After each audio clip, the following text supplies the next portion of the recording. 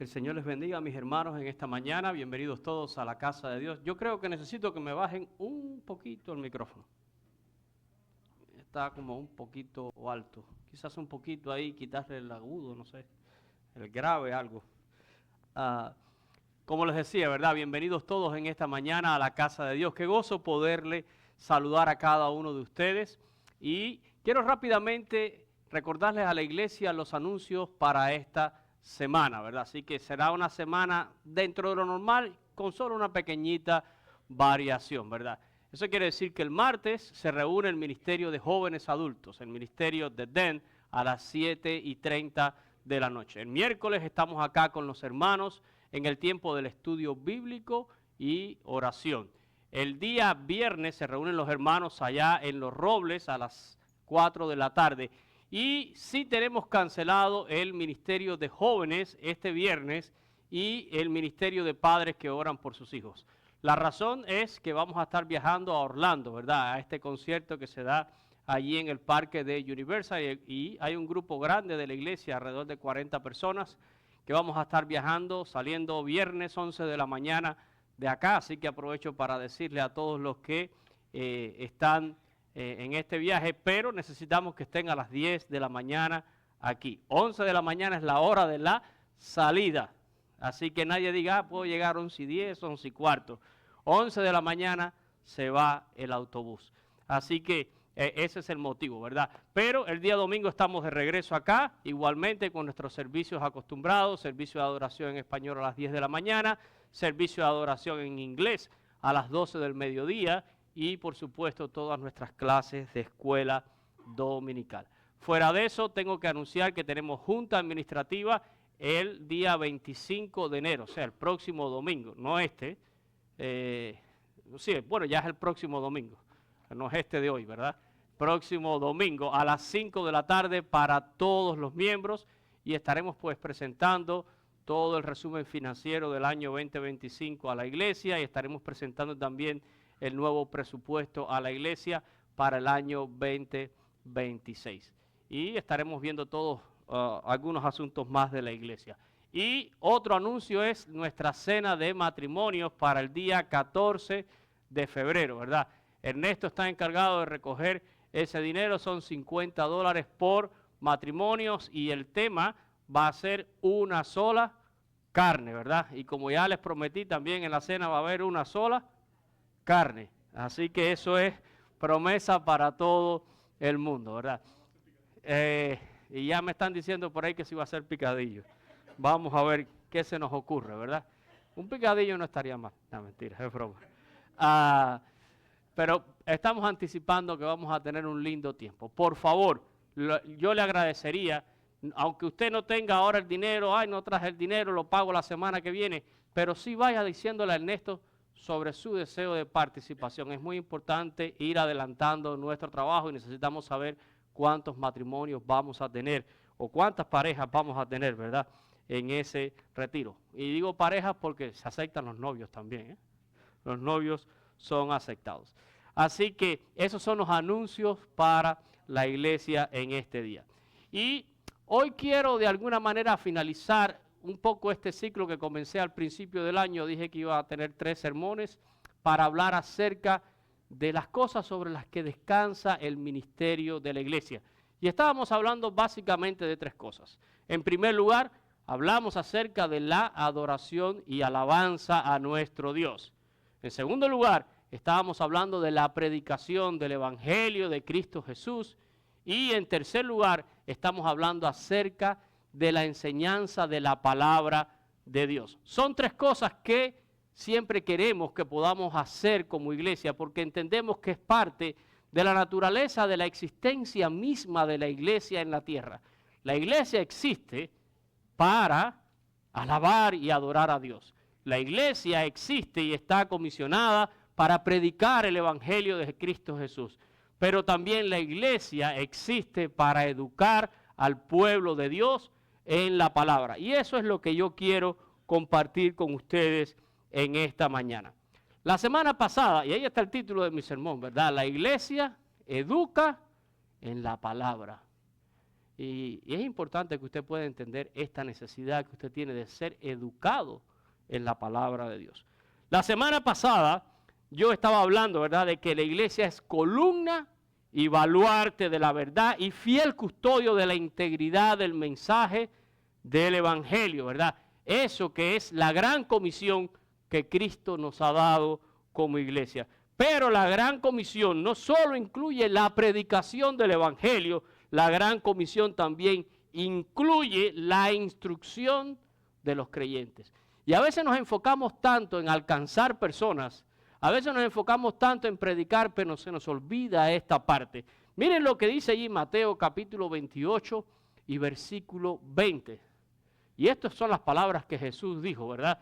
Cuando dijo ir y predicar por todo el mundo el evangelio a toda criatura, pero después dijo, enseñándoles que guarden todas las cosas que os he mandado, y he aquí yo estoy con vosotros todos los días hasta el fin del mundo. Amén.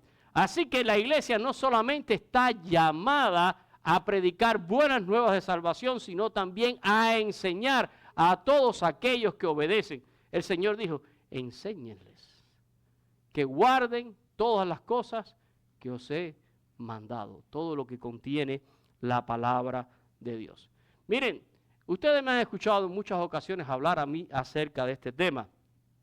Y la gran realidad es que cuando Dios nos salva, no nos lleva automáticamente al cielo. Y yo creo que si fuera así, quizás mucha gente ni quisiera ser salvo porque aquí nadie quiere morirse. Todo el mundo quiere estar aquí, ¿verdad? Imagínense que usted se convierta al evangelio y el Señor diga, bueno, y ahora tú eres salvo y automáticamente te vas a morir y te vas conmigo para el cielo. Pero no es la realidad. La palabra de Dios dice que Dios nos salva y nos incorpora a su iglesia. Nos une a este gran cuerpo que es el cuerpo de Cristo. No solo a la iglesia de Sweetwater. Sweetwater es una iglesia local, pero Dios nos une a su iglesia en el sentido universal. La iglesia universal del Señor son todos los redimidos de Cristo Jesús de todo tiempo, de toda lengua, pueblo y nación. Eso es que un día van a estar adorando al Señor, ¿verdad?, por la eternidad. Esa es la iglesia del Señor. Y Dios te incorpora a la iglesia y no te lleva al cielo porque Él tiene propósitos definidos para cada uno de nosotros.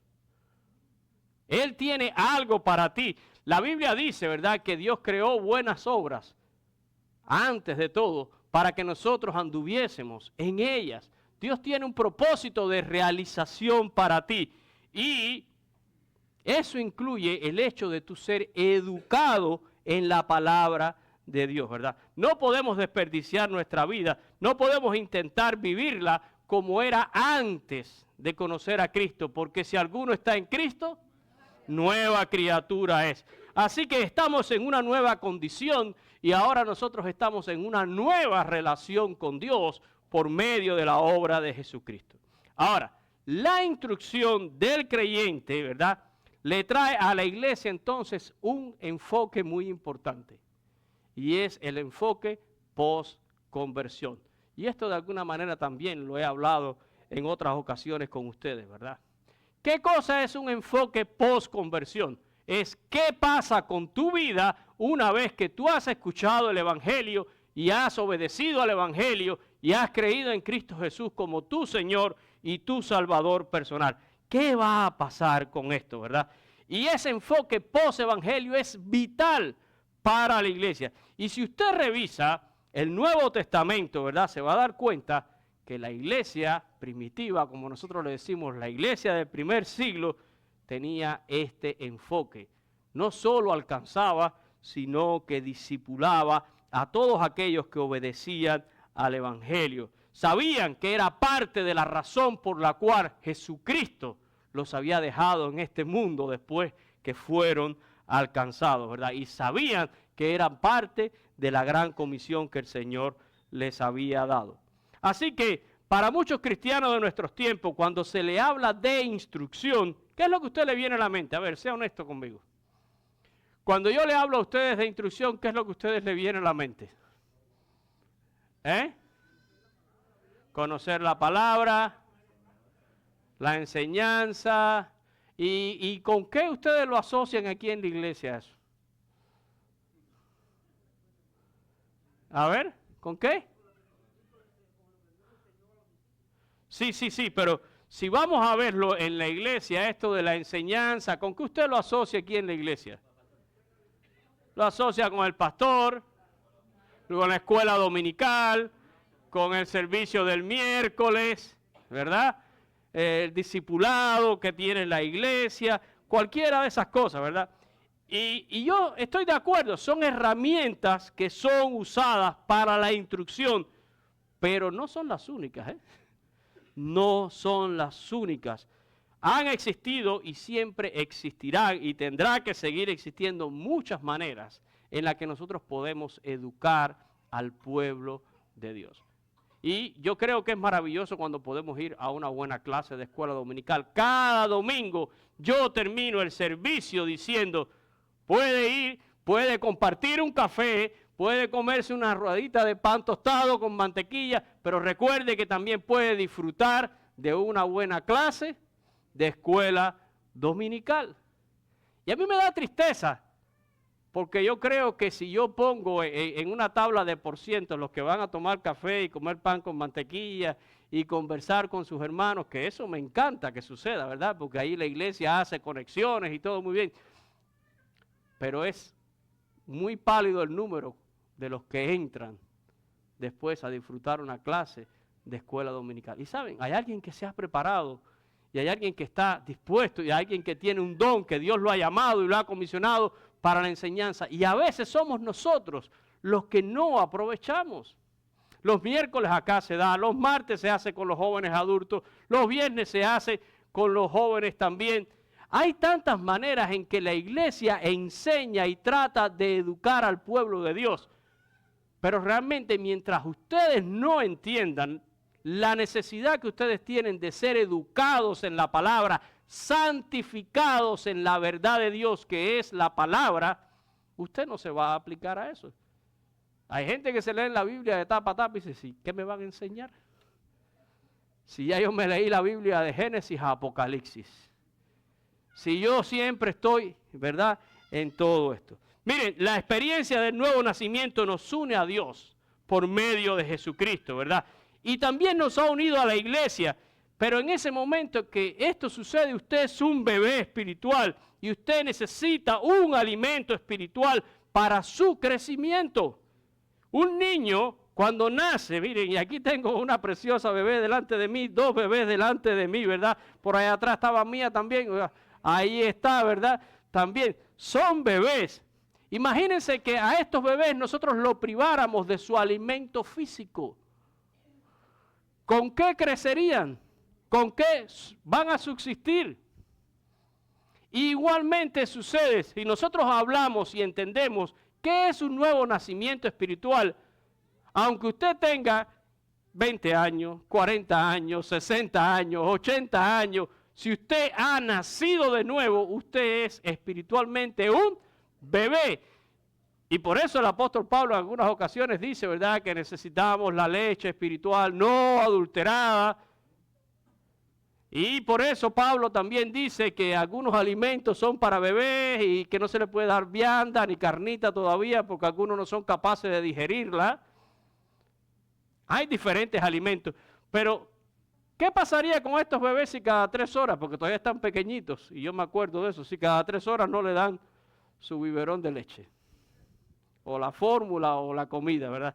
Saben, ellos son muy buenos recordándonos. Yo me acuerdo de esa etapa en mi vida, ¿verdad? Y cada 3 horas era un reloj. Y empiezan a llorar porque quieren su alimento. ¿Y saben lo que me duele a mí? A veces es que los cristianos no lloramos por el alimento. Nos conformamos con una abstinencia espiritual tremenda. No lloramos por el alimento, ¿verdad?, espiritual. Pero Dios ha dotado a los creyentes con dones espirituales. Y dentro de eso están los pastores, los maestros, ¿verdad?, para responder específicamente a esta responsabilidad que tiene la iglesia, que es instruir al pueblo de Dios. Recordemos lo que Pablo dice allí en Efesios capítulo 2, versículos 21 y 22. Y voy a usar textos muy conocidos en esta mañana. Cuando Pablo habla de la iglesia, habla de un edificio que está siendo construido. Es la obra que Dios está edificando, ¿verdad? Y Pablo habla de cada uno de nosotros como parte de esa obra.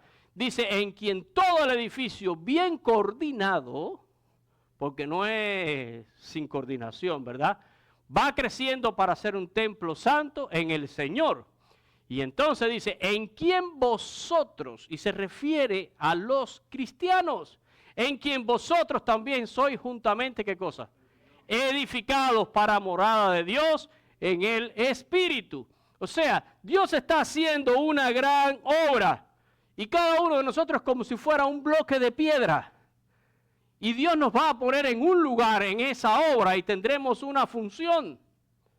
Tendremos un lugar, tendremos un rol. Pero lo que la Biblia dice es que en ese proceso yo también soy, ¿qué cosa? Edificado. Al mismo tiempo que usted sirve a Dios, que usted es parte del proyecto de Dios, Dios está trabajando en tu vida. Y yo quiero hablar con ustedes de tres cosas importantes en esta mañana, ¿verdad? Acerca de la instrucción. Yo quiero hablar con ustedes acerca de la naturaleza de la instrucción bíblica.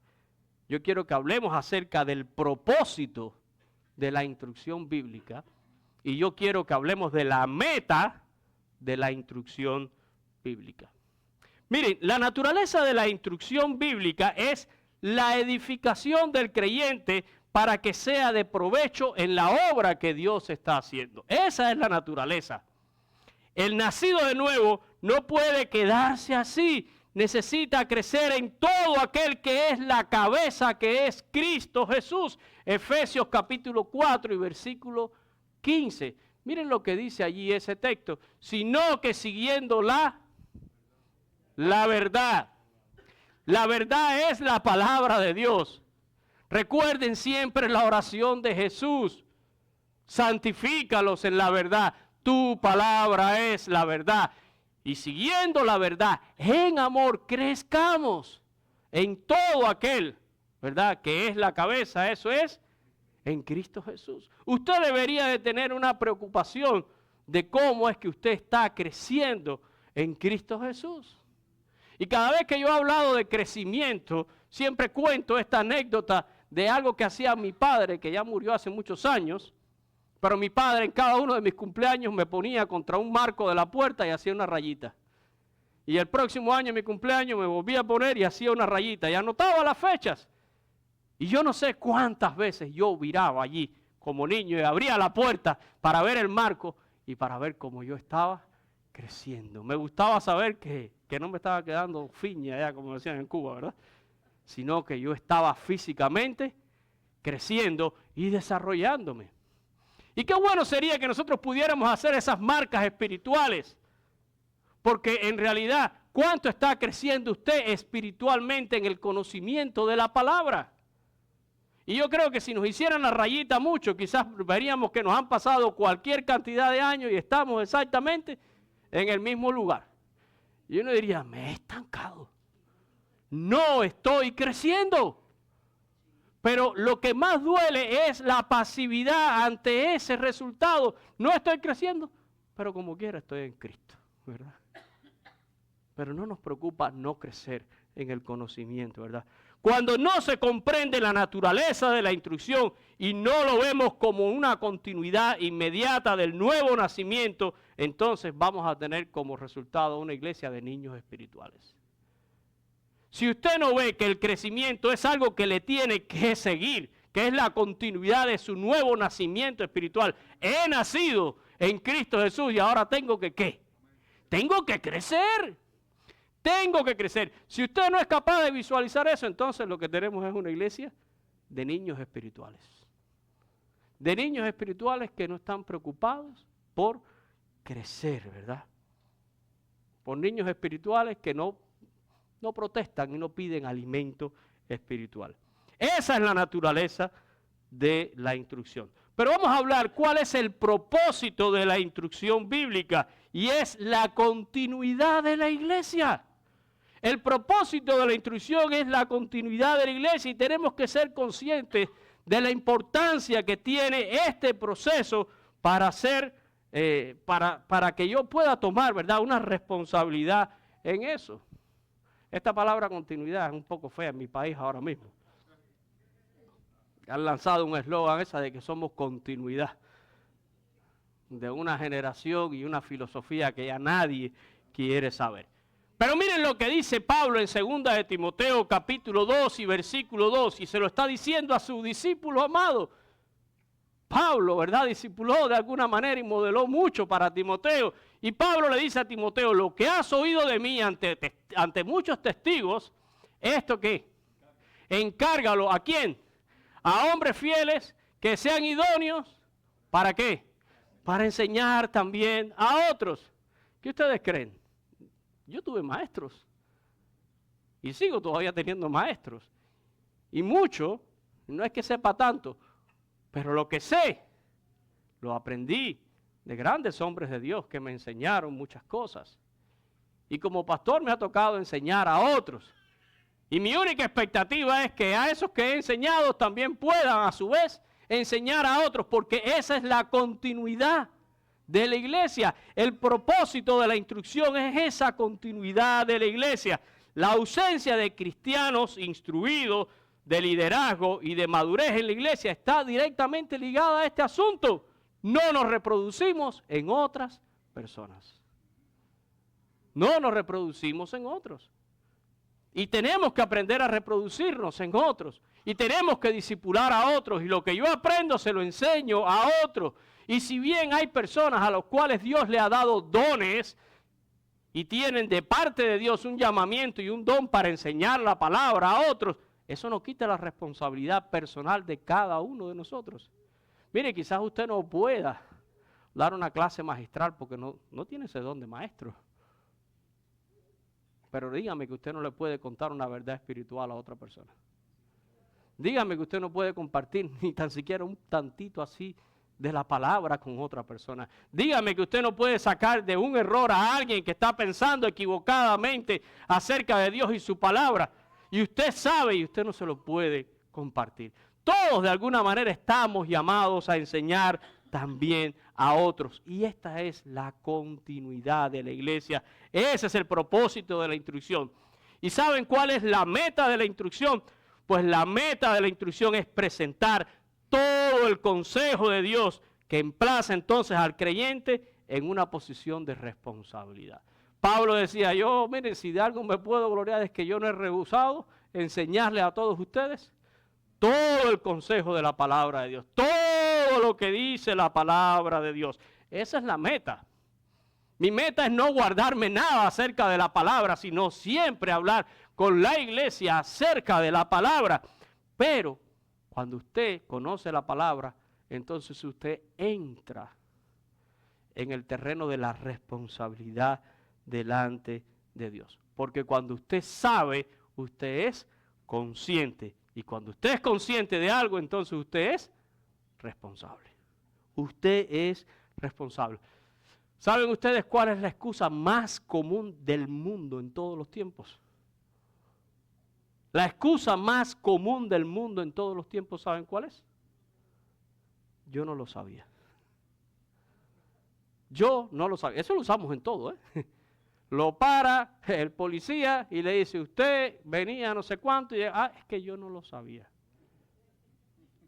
Usted va a hacer un trámite y mire, le faltó tal papel y tal cosa. Es que yo no lo sabía. Nosotros siempre nos estamos excusando en que no sabemos. Y yo digo, ¿hasta qué punto esta excusa nos va a servir delante de Dios? Pero en el momento en que usted conoce y usted es instruido en la palabra de Dios, en el momento en que usted se le ha presentado todo el consejo de Dios, usted es responsable delante de Dios. Y al hombre no le gusta tomar responsabilidades delante de Dios, ¿verdad? Cuando usted le enseña algo a su hijo y le dice, mira, esto es así, así, así, así, así, así, ¿cómo usted termina diciéndole? Para que después, ¿qué? No me digas que no lo sabías. Te lo dije. Y eso nos encanta después cuando nos toca reclamar, ¿eh? Te lo dije. O sea, no eres ignorante. no eres ignorante. Y a veces a mí me ha tocado en la consejería pastoral decirle a alguien, te lo dije, te advertí, te dije. Hablamos acerca de la palabra, pero a veces decidimos sencillamente ignorar, ¿verdad? La iglesia del Señor, además de ser un instrumento de alcance, es un instrumento de instrucción para aquellos que son alcanzados. Nunca podemos desconectar estos dos procesos. Jamás podemos desconectar los dos procesos, ¿verdad? Y yo quiero que miremos un ejemplo de la iglesia en el primer siglo. Y quiero regresar allí a nuestra lectura devocional en el libro de los Hechos, capítulo 11, los versos allí del 19 al 26, y vamos a estar hablando de la experiencia de estos hermanos allí en la iglesia en Antioquía, ¿verdad? Y este pasaje comienza diciéndonos o hablándonos acerca de la diáspora que vino como consecuencia de la muerte de Esteban, el primer mártir del Evangelio. Vino una gran persecución a los cristianos en Jerusalén. Y en el verso 19 se nos dice que aquellos discípulos llegaron a Fenicia, a Chipre, a Antioquía, y que no le hablaron a nadie la palabra, sino solamente ¿a quién? A los judíos. Y esto lo podemos entender un poquito a la luz del miedo que había por causa de ¿qué? De la persecución. Pero siempre hay gente que no tiene miedo. Siempre hay gente que no tiene miedo, ¿verdad? Dice que habían entre ellos unos hombres que eran griegos, gentiles, de Chipre y de Cirene, y que le hablaron el evangelio a sus compatriotas, a otros griegos, ¿verdad? Y Dios estuvo con ellos, y ojo, dice el texto, y un gran número, ¿qué pasó? Creyó en las buenas nuevas. ¿Saben? A veces nosotros le pedimos al Señor que la iglesia crezca. Y yo creo que el sueño de todo pastor es ver su iglesia crecer. Y a veces decimos, ¿cuánto nos gustaría ver un día como el día de Pentecostés? Donde 3,000 personas, ¿verdad?, obedecieron al evangelio. Miren, yo les digo una cosa, a mí me encantaría. Pero si 3,000 personas se convierten al evangelio ahora mismo en Seawater, créanme que me pondrían a correr y yo no sé qué yo haría. Porque todo está de la manera en que nosotros como iglesia estamos entendiendo esto. Porque serían 3,000 personas que estarían bajo nuestra responsabilidad para hacer ¿qué cosa? Educados en el evangelio. Y a veces no nos alcanzamos para educar los que tenemos. Y a veces los que tenemos tampoco se interesan mucho en ser educados. Pero sería un gran desafío. A veces no entendemos bien las cosas. Y lo que pasó en Antioquía dice que creyó un gran número que se convierte al Señor. Y tan notable fue aquel suceso que dice que llega a los oídos de la iglesia que estaba en Jerusalén. Y entendamos una cosa, ¿qué es la iglesia en Jerusalén en aquel momento? Pues de alguna manera era como el Vaticano, para que me entiendan. Era el cuartel general del evangelio. ¿Quiénes estaban en Jerusalén? Los grandes apóstoles del Señor.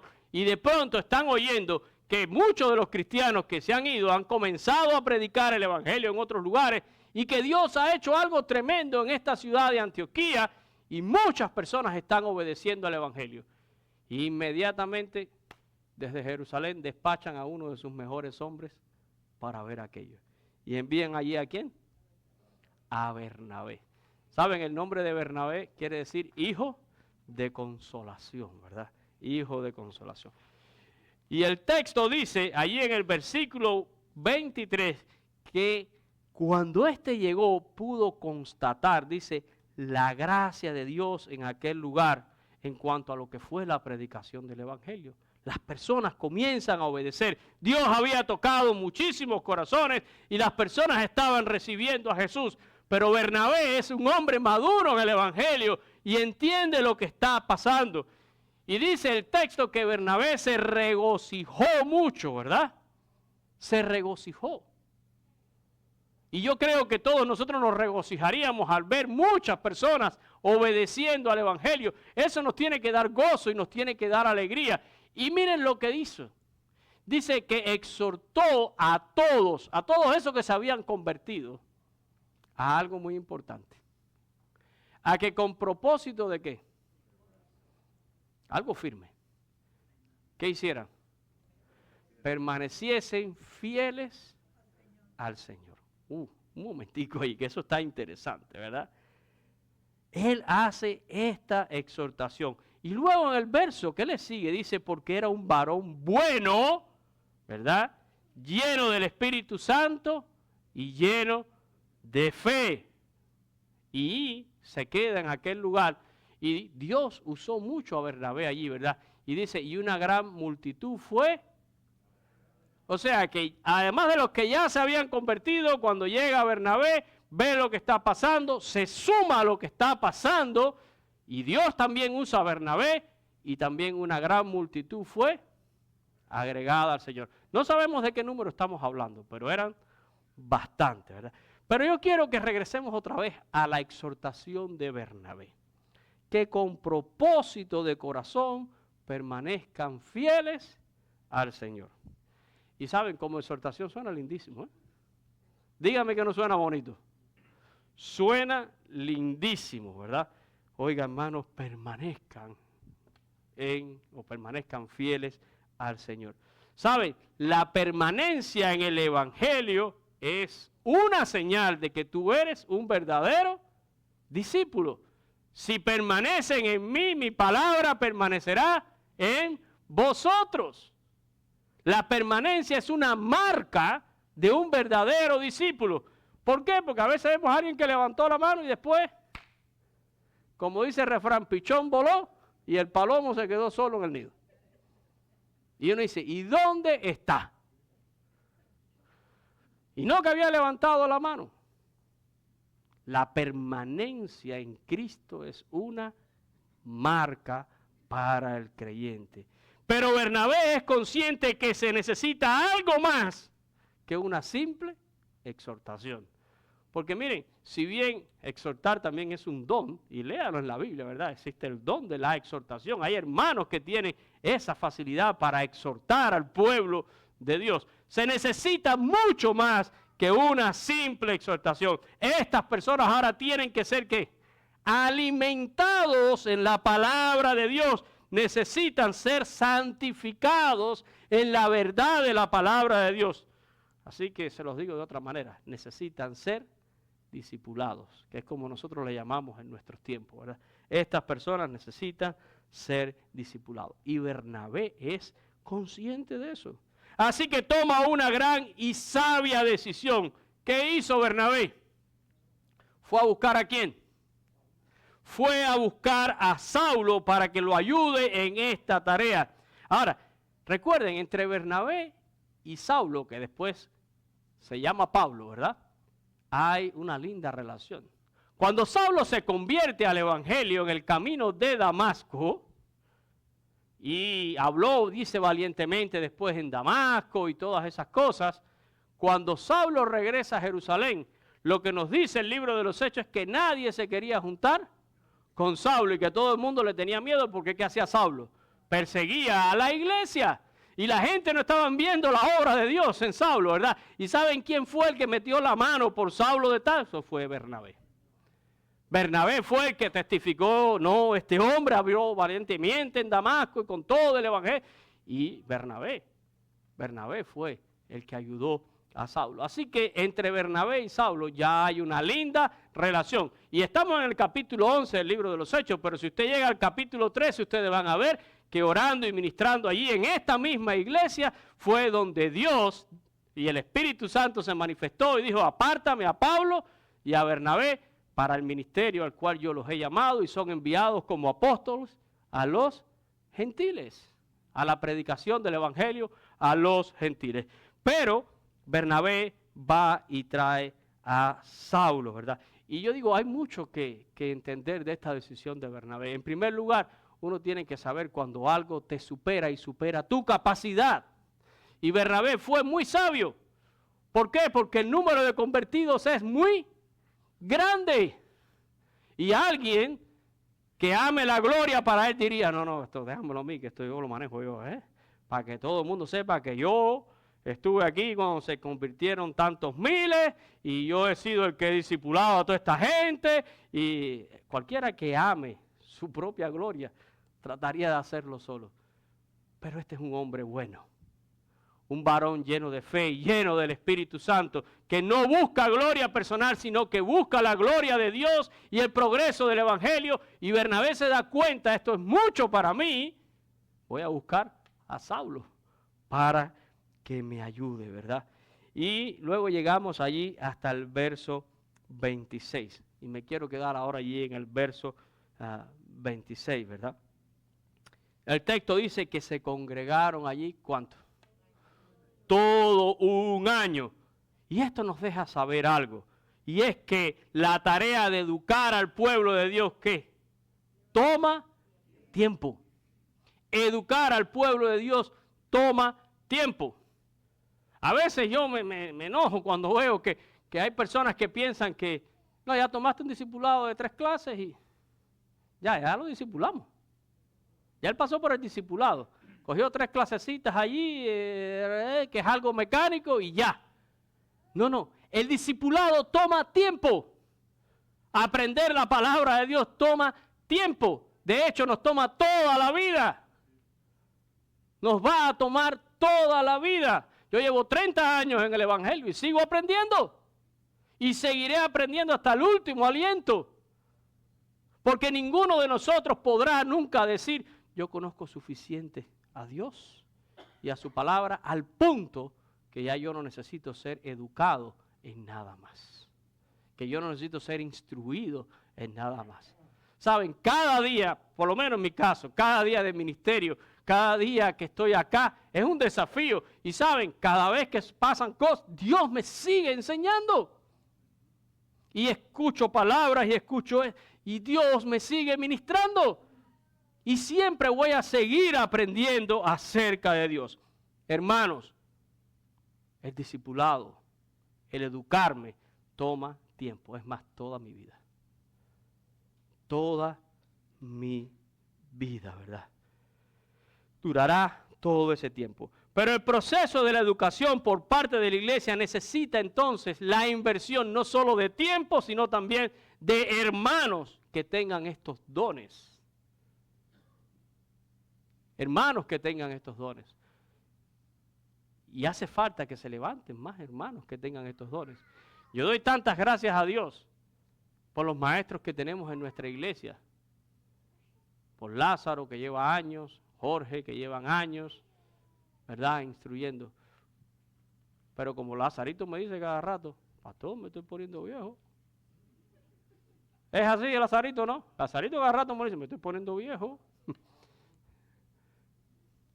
Y si un día nos falta Lázaro, ¿quién se va a levantar y va a tomar el lugar de Lázaro o el lugar de Jorge? Tenemos que darnos cuenta de la necesidad de ser instruido y de poder instruir a otros y de que aquí hay toda una continuidad, ¿verdad? El proceso invierte tiempo e invierte personas y es una responsabilidad individual de cada uno. Pero quiero terminar en esta mañana hablando acerca de lo que dice el final de este versículo, ¿verdad? 26. Y esto es algo maravilloso. Dice que por primera vez en este lugar se le llamó a los discípulos como cristianos. Dice, y se congregaron allí todo un año con la iglesia. Y dice, ¿y qué hicieron? Enseñaron a mucha gente. Enseñaron a mucha gente. Hay una diferencia entre enseñar y tener a la gente ocupada. Y esto es un gran error a veces de la iglesia. Porque a veces sencillamente no hemos diseñado un plan de enseñanza a la iglesia, de la palabra como tal, sino más bien un plan de entretenimiento a la iglesia. Y lo digo y me responsabilizo delante de Dios por lo que digo en esto, ¿verdad?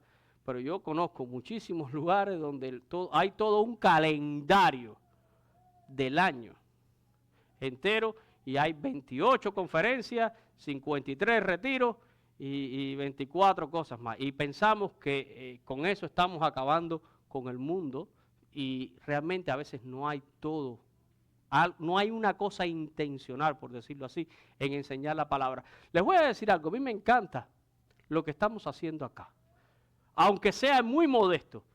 Pero aquí comenzamos hace ya 3 años y algo en Génesis, vamos por el libro de los jueces y estamos haciendo todo un discipulado de la palabra de Dios, capítulo por capítulo y versículo por versículo. Porque saben, lo más fácil es ir al internet y buscar una conferencia y buscar un PowerPoint y hacer imágenes y presentar y tremenda conferencia. Miren, lo importante es buscar en la palabra de Dios, educarnos en la palabra de Dios. Hoy en día hasta tenemos la inteligencia artificial, que hasta nosotros ya estábamos jugando un poquito con eso aquí el viernes, ¿verdad? Y es increíble porque tú le dices que te prepara un sermón y te lo prepara. ¿Y a dónde quedó la inspiración y el Espíritu Santo y la soberanía de Dios? ¿Y a dónde queda todo eso? Ojo, iglesia, porque estamos enfrentando tiempos difíciles y esto hasta va a afectar la instrucción de la palabra de Dios. Muchos de los devocionales que algunos de ustedes están leyendo hoy en día y que les llegan por las diferentes plataformas y medios son escritos en inteligencia artificial. Y eso es muy fácil. Y gente que quiere un like. A ver, ChatGPT, hazme un devocional acerca de la papá. ChatGPT se lo hace y lo subió y ahí lo publicó y el tipo cogió 3,000 likes, 5,000 likes y dinero que está sonando en su cuenta, ¿verdad? Ojo con las cosas como van. Dice, enseñaron a mucha gente y como consecuencia, porque aquí yo lo que quiero que ustedes vean, que todo esto es consecuencia de la instrucción en la palabra de Dios. La consecuencia fue que por primera vez dice a los discípulos, y así se hacían llamar los seguidores de Cristo, discípulos. Por primera vez se les llamó cristianos en este lugar. Y algunos dirían, ¿y qué hay de malo en eso? O sea, a mí me encanta que me señalen como cristiano. Nosotros vemos el hecho de que me llamen cristiano, lo veo como una medalla, como una condecoración, ¿no? Que la gente piensa en que yo soy cristiano, ¿verdad? Pero la gran realidad es que solo en 2 ocasiones en el Nuevo Testamento se menciona esta palabra. Aquí, y cuando el rey Agripa, ¿verdad?, se burló de Pablo, le dice, por poco me persuades de que yo sea cristiano. Y este nombre o el uso de esta palabra se traducía del griego como pequeños Cristos y no se usaba para celebrar algo, sino para burlarse de los discípulos del Señor.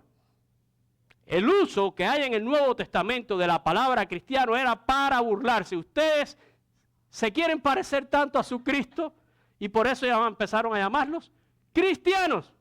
Era una burla. Pero en realidad era la manera en que ya estos discípulos en Antioquía estaban viviendo su nueva relación con Cristo. La gente de afuera lo podía ver y aunque se burlaban de esa relación, pero al final lo que estaban viendo era la transformación que Cristo estaba haciendo en la vida de estas personas. Se estaba reproduciendo Cristo en ellos. Para mí el vivir es Cristo, decía el apóstol Pablo, ¿verdad? Y aunque el mundo se quiera burlar y me señale como cristiano, era la transformación. Hermanos, si tú estás en Cristo, nueva criatura eres. Y la continuidad de tu conversión es la instrucción, es la santificación en la verdad de la palabra de Dios. Y la palabra transforma. Lámpara a mis pies tu palabra y lumbrera a mi camino, ¿verdad? Y yo digo, no sabemos el texto, pero muchos vivimos en tremendo apagón. En tremendo apagón. Y la pregunta al final es, ¿qué tan instruido tú crees que estás en la palabra de Dios? ¿Qué tanta necesidad tú entiendes que tienes de ser instruido en la palabra de Dios? ¿Y qué tanto entendemos nosotros como iglesia que tenemos la responsabilidad no solo de predicar un evangelio, sino de instruir a todos aquellos que obedecen en el evangelio en la palabra de Dios? Es parte de la razón de la existencia de esta iglesia, de la iglesia del Señor. Adoramos a Dios, predicamos evangelio y educamos a su pueblo. Vamos a orar. en esta mañana. Padre, yo te doy gracias en esta mañana por tu palabra. Gracias porque tú eres bueno, Señor. Y gracias porque tú con propósitos claros has establecido tu iglesia en la tierra. Y las puertas del Hades no pueden prevalecer contra ella. Tú estableciste una iglesia y tú vendrás a buscar una iglesia sin mancha, sin arrugas, sin nada semejante. Una iglesia que se entiende a sí mismo a la luz de la palabra de Dios, a la luz de la Escritura. Una iglesia que quiere estar santificada en la verdad de la palabra de Dios. Esa es nuestra ancla firme, Señor. Y yo te doy gracias por cada uno de mis hermanos que ha obedecido al Evangelio. Pero ahora te pido, Señor, que pongas inquietud en cada uno de ellos para que sientan esa necesidad de ser alimentados, esa necesidad, Señor, de crecer en el conocimiento de la palabra y que tu palabra sea puesta por obra para que no sean oidores olvidadizos, sino hacedores de tu palabra. Ruego, Señor, que tú levantes maestros. Ruego que tú, Señor, derrames estos dones sobre tu iglesia, pastores, maestros, personas entendidos en la palabra, pero que cada uno de nosotros pueda entender también que estamos llamados a compartir. Cualquiera de nosotros puede instruir a otro, aún de la manera más simple, Señor. Ahí está la continuidad de la iglesia. Ahí está, Señor, la meta de la instrucción. Presentar todo el consejo de Dios a todo hombre para que pueda entrar en una relación de responsabilidad delante de ti. Bendícenos en esta mañana y bendice esta palabra en nuestras vidas.